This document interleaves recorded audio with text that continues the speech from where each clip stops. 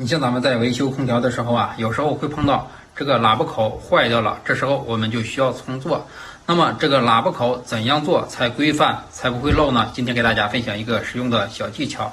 首先来看啊，这是一个铜管，我们把这个铜管这里把坏的喇叭口给它割掉。割的时候，我们一边旋转这个管道，一边给它锁紧这一个。好，这样。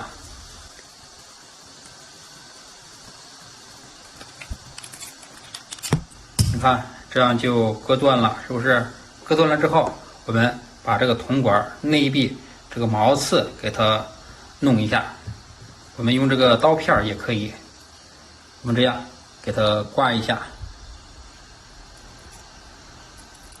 刮了之后，这样咱们再做出的这个喇叭口啊，它就比较平整，没有双眼皮儿。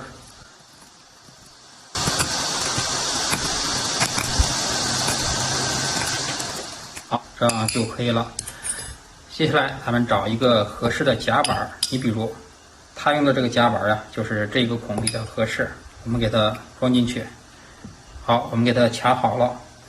这个夹板呀，卡到什么程度才合适呢？也就是说，我们用手摸这个铜管管壁和这个夹板这个平面，是平的就可以了。这样做出的喇叭口基本上是非常合适的。我们给它摁一下，这时咱们把这个做管做喇叭口的这一个给它插进去，先给它松一下。我们从这个地方给它插进去。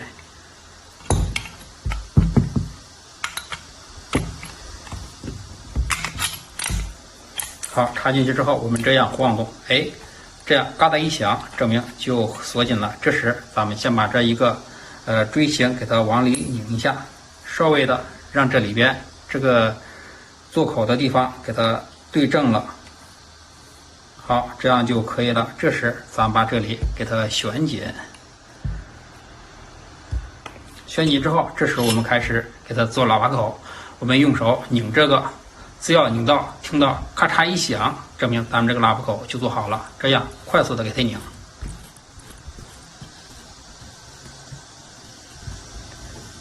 好，这样就可以了。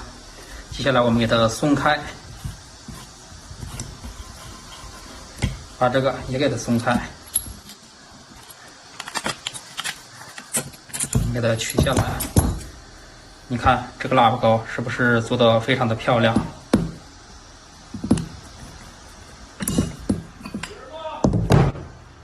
你看